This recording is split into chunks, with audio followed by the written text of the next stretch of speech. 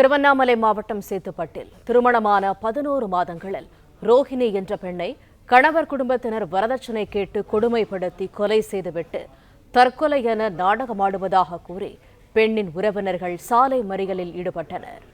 இது தொடர்பான கூடுதல் தகவல்களை தருகிறார் எமது செய்தியாளர் பசுபதி. முழு விவரங்கள் என? நிச்சயமாக திருவண்ணாமலை மாவட்டம் ஆரணி அடுத்த செல்லூர் கிராமத்தைச் சேர்ந்த பாஸ்கரன் மற்றும் சாந்தி தம்பதிகளுக்கு ரோகிணி என்ற இளைய மகளும், பக்கத்து கிராமமான ராந்தம் கிராமத்தைச் சேர்ந்த லோகநாதன் என்பவர் காதலித்து திருமணம் செய்து கொண்டிருந்த நிலையில் 1 மாதம் முன்பு லோகநாதின் பெற்றோர் மற்றும் ரோகிணி இடத்தில் வரதட்சணை கொடுமை செய்ததாக ரோகிணி லோகநாதன் வீட்டில் மாலை 5 மணி அளவில் தூக்கிட்டு மர்மமான முறையில் இறந்து விட்டனர்.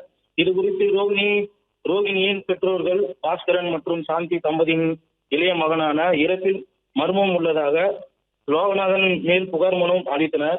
எனவே லோகநாதன் கைது செய்ய வலியுறுத்தி ரோகிணியின் பெற்றோர் மற்றும் உறவினர்கள் ஆரணி விழுப்புரம் நெடுஞ்சாலையில் உள்ள சாலை மறியலில் ஈடுபட்டனர். தகவல் அறிந்து வந்த சேத்பட் காவல் நிலையத்தில் ஆய்வாளர் மற்றும் ஈடுபட்டனர். இச்சம்பவம் குறித்து சேத்பட் காவல் நிலையத்தில் விரைந்து வந்து சாலை முறையில் அப்புறப்படுத்தி சமரசம் செய்து அனுப்பி வைத்தனர். பிளே ஸ்டோர் மற்றும் ஆப் ஸ்டோரில் இருந்து பாலிமர் செயலியை QR கோடு மூலம் பதிவிறக்கம் செய்யுங்கள். செய்திகளை உடனுக்குடன் பெறுங்கள்.